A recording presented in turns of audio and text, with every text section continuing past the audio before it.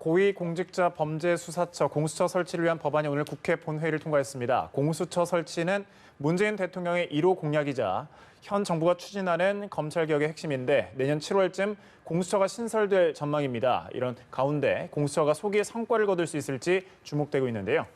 네, 두 분 전문가와 관련 내용 짚어보겠습니다. 최창렬 용인대학교 통일대학원장, 박정하 전 청와대 대변인 두 분 모셨습니다. 어서 오세요. 네, 어서 오십시오. 네. 예, 안녕하세요. 안녕하세요. 예, 현 정부 검찰개혁의 첫 단추 공수처 법안이 국회를 통과했습니다. 가결 정족수 148명을 넘었는데 앞서 4+1 협의체 일부에서 이견이 나오면서 이탈표 우려도 좀 우려가 나오기도 했었거든요. 예. 우선 이제 의의가 있죠. 문재인 대통령 1호 공약이 이제 통과됐다라는 게 있고, 그리고 특히 이제 공수처 이 법안 때문에 얼마나 많은 마찰이 있었습니까? 예, 논란도 많았고. 네. 여전히 지금 이제 한국당은 지금도 이제 뭐 반대를 하고 있고, 이번에도 표결에 참석을 안 했죠. 선거법 때도 그랬습니다만. 근데 일단 가장 중요한 게 검찰의 기소 독점주의가 깨졌다. 1948년도 정부 수립 이후에 검찰청법 만들어지고 나서 계속 기소 독점주의는 검찰만 갖고 있는 거였거든요. 네. 공수처는 이제 대통령과 국회의원 등 이런 이제 고위공직자들에 대한 기소권 여전히 갖고 있지 않는데 공수처가 네. 이번 통과된 법에 의하면 판사나 검사나 네. 경무관 이상의 경찰 공무원들에겐 기소권을 갖는단 말이에요. 그러니까 그런 것들은 이제 기존에 없던 겁니다. 이게 가장 큰 의의가 있는 거예요. 물론 이제 앞으로 말씀이 나오겠습니다만. 수사권과 기소권을 다 가지고 있는 게 이제 공수처란 말이죠. 그러니까 기본적으로 검찰이 기소권을 오로지 혼자 갖고 있기 때문에 검찰에 무소불위 권력이 있는 게 아니냐, 뭐 이런 이제 지적이 많이 제기돼 왔던 거 아니겠어요? 적어도 그런 이제 틀은 깨진 거죠. 그리고 이제 공수처장도 물론 대통령이 임명합니다만 이제 검찰총장하고는 달리 공수처장 추천위원회에서 2명을 추천하고 그 중에서 대통령이 임명하는 뭐 이런 이제 절차를 거치게 돼요. 네. 원래 논의될 때는 국회 인준도 들어가 있었어요, 공수처장에 대해서. 근데 이제 그건 빠졌습니다. 이제 인사청문회 거치면 바로 대통령이 임명할 수 있는 것이고, 공수처장 임기가 3년이고 굉장히 많이 있어서 뭐 여기서 다 얘기할 수 없는데 어쨌든 중요한 거는 적어도 검찰이 행해왔던 여러 가지 이제 그 권력, 권한, 독점 대통령 이런 것들은 분명히 분산은 되는데 향후 이제 공수처에 대한 견제는 누가 할 것이냐.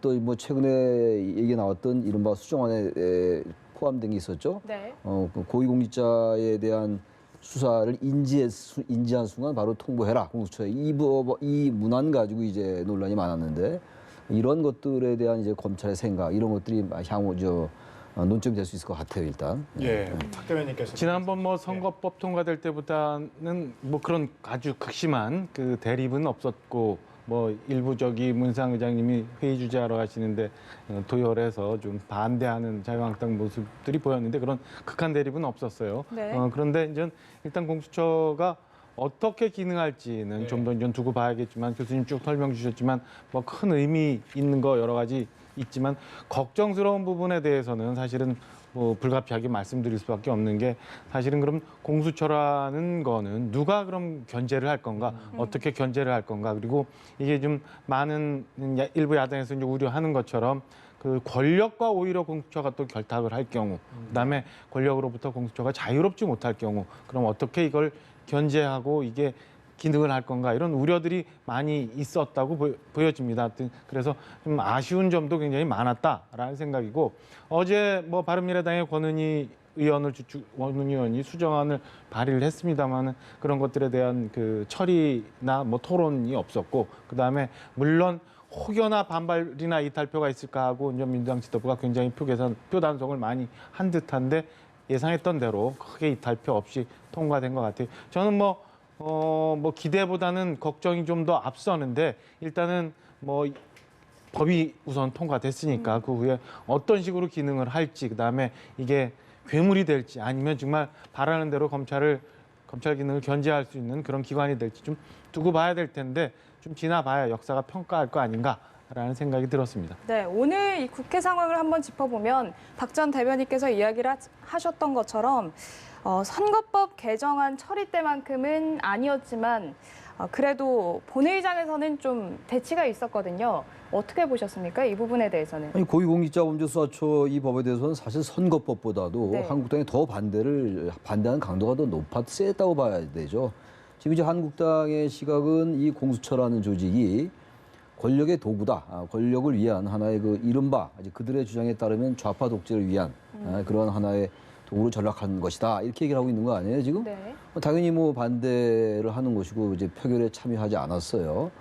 근데 어차피 오늘 이제 선거법 때보다도 생각보다는 마찰이 적었잖아요. 네. 그 당시 또 마찰이 많았고 불과 며칠 전 얘기 아닙니까? 27일 날 그렇죠. 통과됐으니까 오늘 30일이니까 사흘 전인데 내일 이제 올해가 다 끝납니다. 기해년이 다 이제 지나갔는데 이 선거법과 이 공수처법, 이 이른바 이제 패스트트랙에 올라간 법안, 물론 몇 개 더 있어요. 유치원 3법도 있고 네. 검찰청법도 있어요. 네. 검경수사권 조정에 관련돼서 그리고 형사소송법 개정안도 있고 그런데 아무튼 이 패스트트랙에 올라간 이 법안 때문에 올 1년 내내 정치가 시끄러웠어요. 지난 패트 정국이라고 우리가 흔히 얘기하는데 패트 정국에서 4월 달에 아주 대단한 물리적 충돌이 있었고 그 고소고발은 여전히 지금 검찰이 돼 있는 상태고 말이죠. 1년 내내 우리 정치가 아주 적대적인 대립으로 일관됐는데 바로 이제 그 핵심이 선거법과 오늘 통과된 공수처법이었어요. 네. 그에 비하면 이제 오늘 한국당의 우선 뭐 이제 그런 대로 우리 박 대변인 말씀처럼 무난하게 지나간 거예요. 한국당도 뭐 4+1 협의체의 그 인원 구성으로 볼 때 이게 뭐 부결되리라고 생각 안 했을 겁니다 아마. 네. 그래서 중요한 거는 그런 것들보다 뭐 그건 항상 우리 국회가 그런 모습을 보여왔던 거니까 이걸 어떻게 조정해 나갈 것인가. 지금 이제 뭐 시행령도 만들어야 될 거 아니겠어요. 규칙도 만들어야 되고 여러 가지 좀 세부적으로 조정할 게 많을 것 같아요. 여러 가지 전 기본적으로 큰 틀에서 볼 때 공수처의 방향은 맞는 거라고 봅니다. 근데 어쨌든 그런 세부적인 상황이 있어가지고는 검찰이 반발하는 것들도 일리가 있는 게 굉장히 많이 있어요. 막 예를 들어서 어제 수정안에 나왔던 게 인지하는 즉시 통보해라. 그럼 검찰의 상부기관이 공수처가 아닌데 검찰은 검찰대로 독립성을 가지고 수사를 하는 거 아닙니까? 그걸 통보하면은 이게 그러면 검찰이 이 수사를 할 거를 공수처가 가져가서 과장되게 할 수도 있고 이른바 이제 표현을 빌리면 뭉개볼 수 있다라고 하는데 전 그건 검찰의 논리적 비약이라고 보는데 네. 어떤 면에서 볼 때 검찰의 그런 우려도 전혀 그 타당성이 없다고 볼 수도 없단 말이죠. 저는 그래서 그런 것들을 향후 이제 검찰, 경찰 등 이런 수사 기관들과 새로 신설되는 이 공수처가 잘 협의를 해서 협의기구 같은 걸 좀 만든다든지 해서 좀 그런 세부적인 거 그건 약간 조정할 필요가 있다고 생각합니다. 네, 큰 틀에서는 공수처 방향은 맞지만 앞으로 조정해야 될 게 많은 것 같다라는 말씀을 해주셨는데 앞서 이제 권은희 바른미래당 의원의 수정안을 발의하면서 무기명 투표를 주장해서 막판 변수로 떠오르기도 했습니다. 언급을 해주셨는데 한국당 내에서는 최악보다는 좀 차악이 낫다 이런 그 재수정안을 찬성하자는 얘기도 나왔는데 결국에 부결됐는데 이 이유는 뭐라고 보십니까? 글쎄 뭐 아까 말씀드린 것처럼 일단 자유한국당 내부에서는 공수처에 대해서 근원적으로 뭐 찬성하는 의견이 없었기 때문에 권은희 안에 대해서 약간의 뭐 그 의견 제시들, 찬성에 대한 의견 제시들은 일부에서 있었지만 공수처법에 대해서는 근원적으로 반대를 했기 때문에 아마 처리가 안 됐을 거예요. 그리고 아까 말씀드린 것처럼 민주당 지도부에서 혹여나 있을 수 있는 이탈표 때문에 굉장히 그 표단속을 많이 했다.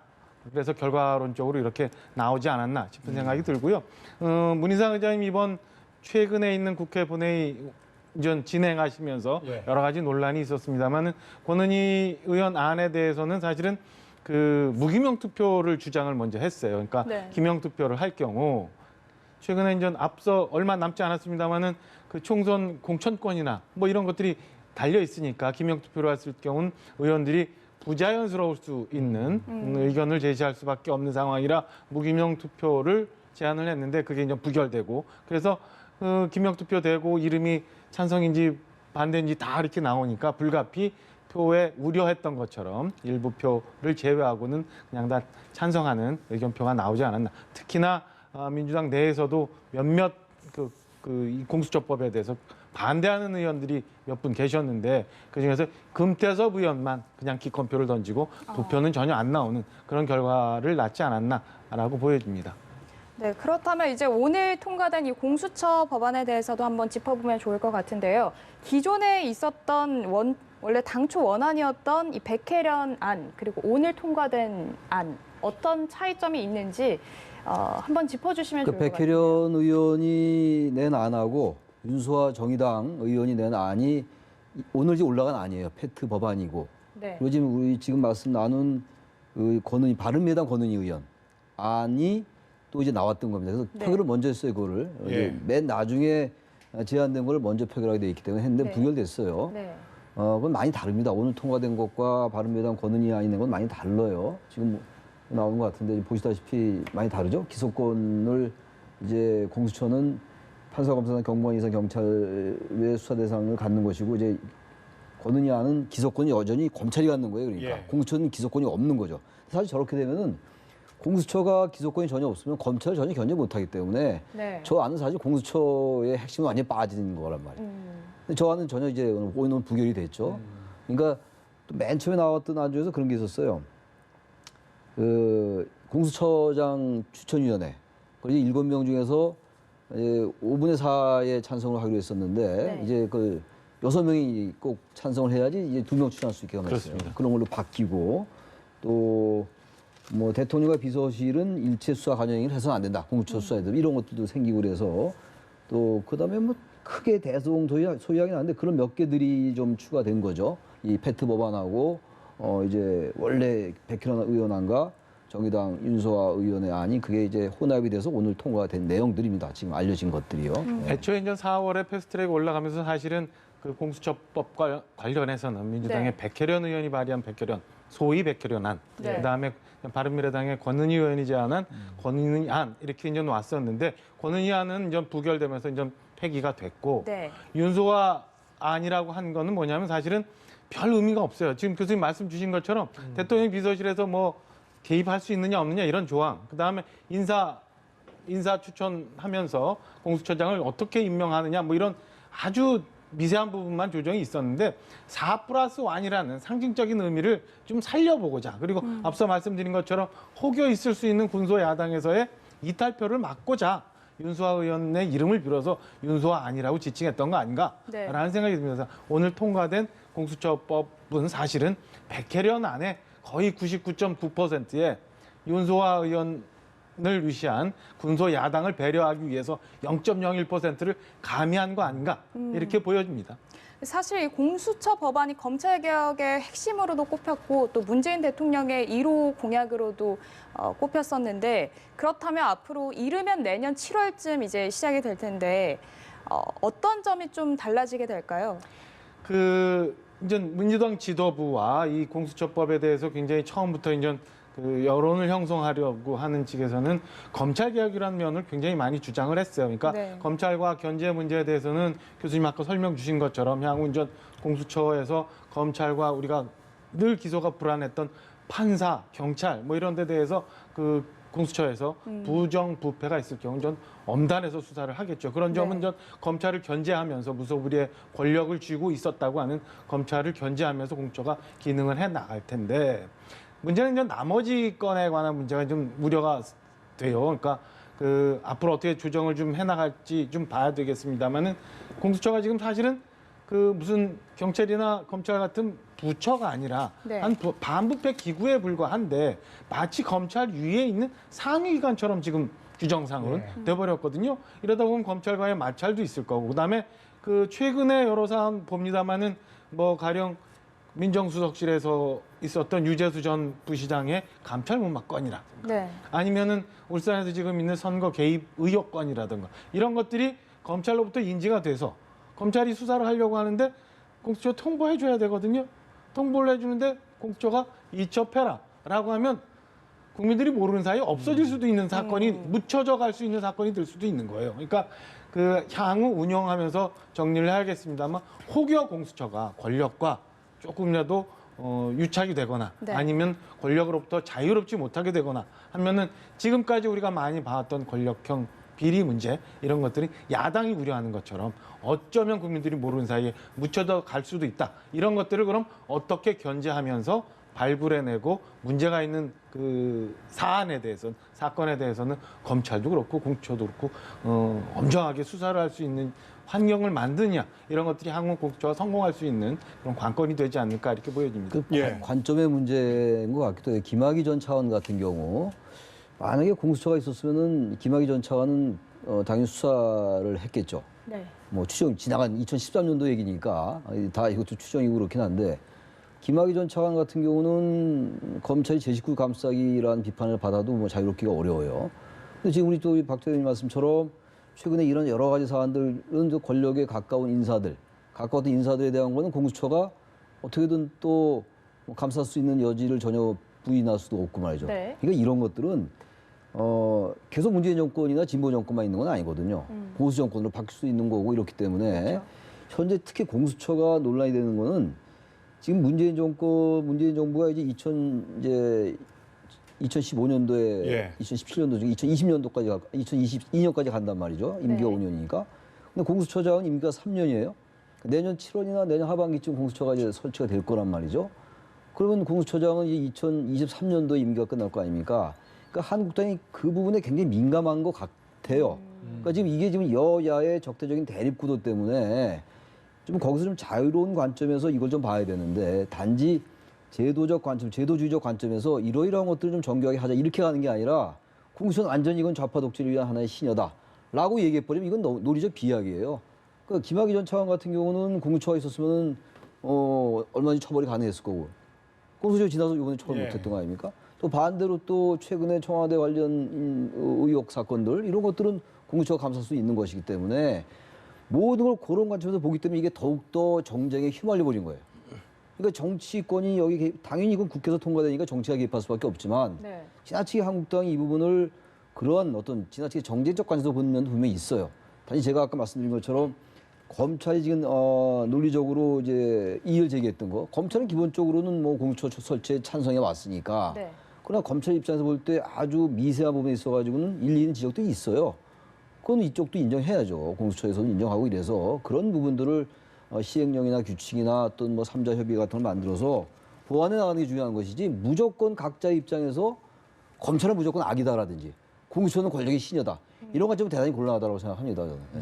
보완이 된다면 독립성 확보도 좀 가능하다. 당연한 일이고 예. 독립성 확보 중요하죠. 예. 앞서 이제 독소 조항 논란도 좀 잠깐 언급을 했었는데 4+1 내부에서도 반대 의견이 나오자 이와 관련 수사처 규칙을 보완하기로 했는데 이건 좀 어떤 내용입니까? 이게 이제 그 예. 24조 1항 2항과 관련한 문제인데 24조 1항에 의하면 공수처법 24조 1항에 의하면 그 수사기관이 인지를 해서 수사를 하게 되면 그 건에 대해서 공수처가 요구를 하면 이첩하게 돼 있는 게 1항이에요. 예. 네. 근데 문제가 된 이 갑자기 드러난 수정안에 들어간 내용이 뭐냐면 이첩하면서 인지하는 순간 통보 먼저 하게 돼 있거든요. 그러니까 검찰에서 수사를 어떤 고위공직자에 대해서 그 사건을 인지를 하거나 아니면 경찰에서 인지를 하거나 하는 경우 무조건 공수처에 통보를 해주고 공수처가 판단해서 사건 가지고 와 이러면은 이첩이 되는 거예요. 그러면은 아까 말씀드린 것처럼 예. 사건 자체가 없어질 수도 있는 우려가 있는데 이 건을 보완하기 위해서 사실은 수사처 규칙이라는 거는 이 통보가 됐을 경우 수사 개시 여부를 최초에 인지한 수사기관의 장에게 일정 기한을 정해서 최대한 신속하게 통보해 준다라는 게 이제 수사처 관련한 규칙이거든요. 사실은 이것도 아까 말씀드린 것처럼 그냥 지금 너무 무소불위의 공수처가 만들어진다. 그리고 공수처를 견제할 수 있는 기능이 없다라고 할 때 백결연안에서 윤소안으로 약간의 변화를 준 것처럼 이것도 사실은 제가 볼 때는 큰 의미 없이 우리 여론이 너무 그런 무소불위의 공수처가 되는 거 아니냐. 그리고 아까 말씀드린 것처럼 인지하는 시점부터 통보하고 사건 이첩하라고 하면 너무 무소불위의 공수처가 되는 거니까 네. 거기에 대해서 약간의 보완 견제 장치를 주었을 뿐이지 제가 볼 때는 이 수사처 규칙이라는 것도 큰 의미가 없는 것 같다라는 판단이 듭니다. 예. 그렇다면 만약 그런 부분이 보완이 된다면 이 검찰과 한국당의 우려를 불식시키는 데는 좀 충분하다 이렇게 보십니까? 검찰보다는 검찰은 저는 적어도 이 언론에 조금 과장되게 좀 보도되는 면이 있다고 보는 게 검찰이 지금 이의를 제기한 부분은 방금 설명한 그 부분이거든요. 네. 인지한 즉시 통보해야 네. 된다.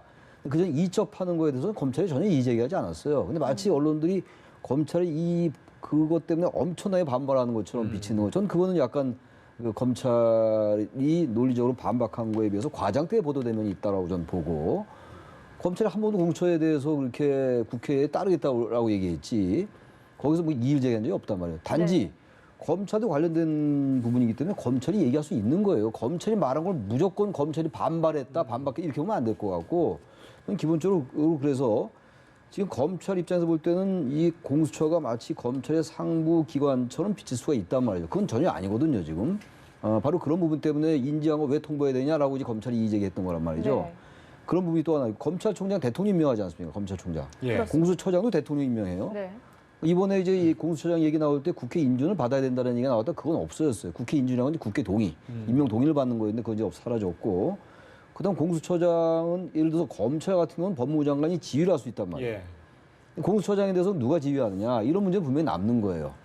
그 대신 중요한 건 제가 큰 틀에서 볼 때 공수처의 방향은 맞는다고 말씀드렸던 게 항상 말이 돼왔던 게 이른바 검찰의 제19 감싸기. 네. 이건 뭐 검찰만에 국한된 문제는 아니겠습니다만 바로 그런 문제는 적어도 공수처가 해소할 수 있어요. 기소를 검사에게 할 수가 있기 때문에 제19 감사라는 게 검찰이 검사에 대한 기소 같은 걸 굉장히 꺼려왔던 거 바로 그거란 말이에요. 근데 그건 이제 기소권이 검사에 대한 기소권은 공수처가 있는 것이기 때문에 그래서 검찰의 이른바 이건 뭐 정권의 문제를 떠나서 제19 감싸기를 다시 말하면 검찰의 권력, 무소불위 권력 이런 것들 견제하는데 굉장히 의미가 있어요. 네. 지자체 공수처를 뭐 완전히 이거는 태어나지 말아야 될 그건 말이 안 되는 거예요. 지난 대선도 유승민 의원도 공수처를 공약을 했고 모든 후보가 다 공약을 했기 때문에 그건 지나치게 정치적이다. 그건 잘못된 거고 단지 제가 계속 강조하는 게 제도라는 게 만들어 놓고 여러 가지 미비점이 있는 거예요. 그걸 좀 비정적 관점에서 바라봐야 된다는 겁니다. 너무 이거를 선거 앞두고 이념적으로 진영적으로 이것도 굉장히 그 우리가 또 하나 지적할 게 지난 조국 사태 때도 진보 진영은 조금 과장되게 말씀드리면 무조건 조국 옹호, 보수 진영은 무조건 반대 뭐 이런 거나 마찬가지로 네. 이념 진영에 따라서 이것도 공수처 찬반이 갈리는 측면이 있어요. 그런 경향이.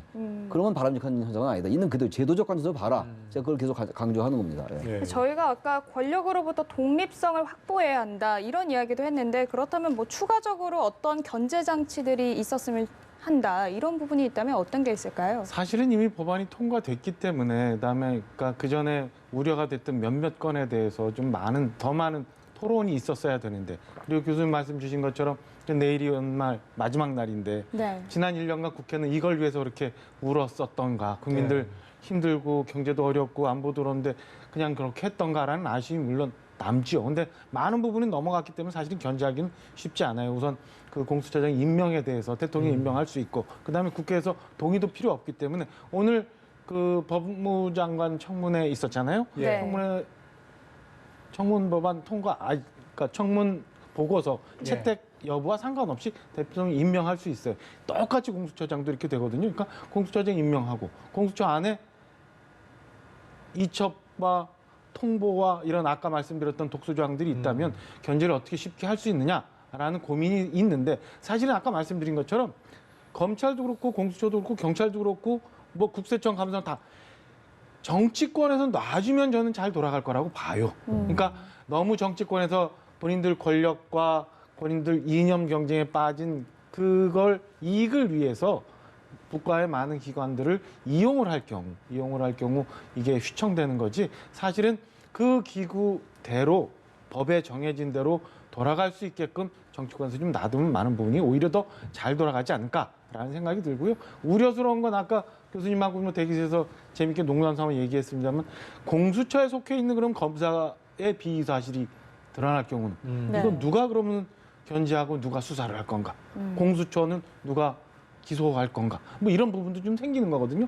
향후 국회에서 이렇게 이념 경쟁만 하지 말고 21대 국회에서는 혹여 출범 전이라도 이런 건에 대해서 많은 것들을 좀 토론해서 국민들이 걱정 안 하는 그런 공수처법이 마무리될 수 있도록 좀 부탁을 좀 드리고 있다 하는 생각이 듭니다. 네, 말씀 들어보니까 앞으로 좀 더 보완이 많이 필요할 것 같다는 생각이 드는데 오늘 공수처를 처리하면서 남아있는 검경 수사권 조정 법안은 다음 본회의로 미뤄졌습니다. 네. 이건 좀 언제쯤 처리가 될까요? 그럼? 글쎄요, 검경 수사권 조정이라는 게 이제 검찰청법 개정안하고 이제 형사소송법 개정안 예. 두 개, 그것도 패스트트랙에 올라가 있는 거죠. 유치원 3법이 통과가 안 됐어요, 지금. 유치원 3법도 패스트트랙이니까 원래 패스트트랙에 7개 법안이 들어가 있었거든요. 근데 선거법 통과됐고 이제 오늘 이제 공수처법 통과됐기 때문에 네. 5개가 남았어요. 그게 이제 유치원법 3개하고 그다음에 이제 검찰청법, 형사소송법 개정안 이건데 내일이 이제 뭐 31일이고 그렇죠. 그러니까 아마 내달 초에 다시 임시국회 열어서 통과될 것 같은데 역시 내년 초, 내달이 바로 내년이니까 내년 초부터 또 이제 필리버스터가 또 되겠죠. 그래서 짧게 필리버스터 하면서 바로 또 임시국회 열어서 통과되고 계속 그렇게 될 것 같아요. 패스트트랙 법안은. 앞으로 상황도. 네. 그러니까 지금도 선거법도 그랬고 지금 이거 마찬가지 아닙니까? 오늘 그 네. 공수처법도 그래서 이른바 이제 언론의 표현을 빌리면 이제 쪼개기 임시국회가 계속될 수밖에 없다. 그리고 한국당은 계속 필리버스터 할 것이고 뭐 그렇게 전망이 됩니다 일단. 예. 지금 선거법, 공수처법 두 개 다 지나갔고 국민들 봤던 필리버스터 봤는데 기억에 남는 게 뭐가 있을까 싶은 생각이 들어요. 저는 이 건에서 이 상태로 계속 진행이 된다면 다음 달, 그러니까 1월 초 지나서 한 5, 6일쯤 다시 본회의를 계획하고 또 쪼개기 국회를 하겠지요. 그리고 또 똑같은 일이 벌어진다면 글쎄 자유한국당 원내지도부가 다시 한 번 좀 검토를 해봤으면 하는 생각이 들어요. 그래서 지금까지 선거법, 공수처법 막을 수 있었느냐? 그렇지 않거든요. 네. 남은 법안도 마찬가지일 거라고 저는 생각이 듭니다. 그렇다면 자유한국당 원내 지도부는 과연 이 시점에서 명분도 잃고 실리도 잃는 이런 일을 계속해야 되느냐, 아니면 국면 전환을 꾀해야 되느냐, 이 건에 대해서 좀 한번 고민해 보는 대목이 되지 않았나 이런 판단을 합니다. 그러니까 한국당이 뭐 협상에 임해서 뭔가 자신들이 원하는 걸 좀 얻어낼 생각 안 하고 다 지난 네. 일입니다만 선거법도 그랬고 네. 패토반도 그렇고 선거법은 오늘 주제는 아닙니다만 그 비례대표제를 폐지를 주장하고 나왔던 거 아니었어요? 작년 12월 달에 뭐 합의될 때는 일단 비례대표제를 강화하는 쪽이 큰 방향이었는데 그러니까 우리 박 대변인께서 굉장히 좋은 말씀하셨는데 어차피 유치원 3법 법안 3개 하고 검찰청법 그리고 이제 형사소송법 개정안이 이제 패스트트랙 5개 예. 남은 건데 이 필리버스터 별로 의미가 없어요. 국민들 아무 관심이 없어요. 2016년도에 테러 방지법 할 땐 차라리 관심 좀 있었어요 그때는. 근데 이번엔 뭐 이미 다 통과될 거 다 아는 것이고 한국당도 그리 알고 있는 거고 예. 이걸 연초부터 또 필리버스터를 하는데 아무도 듣지도 않는 보지도 않는 뭐 아무도 듣지 않고 보지 않는다는 건 이제 과장 대표님이 합니다만 그런 건 좀 지양할 필요가 있을 것 같아요 연초부터. 예. 예, 실제로 뭐 거기 안에도 사람이 뭐 많지는 않은 것 아닙니다. 아니 그 한국당이 예. 일단 반대하고 있는 건데 특히 유치원 3법 같은 경우는 민생법안에 관련된 것이기 예. 때문에 그건 또 다른 거잖아요. 그래서 지나치게 어느 하나의 전략으로만 내몰될 필요는 없는 건 아닌가. 네, 알겠습니다. 자유한국당 원내 지도부도 그렇게 해서 전략을 좀 바꾸고 네. 국회의장님하고 문희상 의장님하고 민주당 원내 지도부도 지금 밀려있는 민생법안, 뭐 예산 부수법안 이런 거 먼저 처리하겠다고 약속하고 이렇다면 저런 모습의 국회는 안 보이지 않을까라는 생각이죠. 알겠습니다. 네, 공수처 관련돼서 두 분과 함께 이야기를 나눠봤습니다. 최창열 용인대학교 통일대학원장, 박정환 전 청와대 대변인과 함께했습니다. 고맙습니다. 고맙습니다. 예.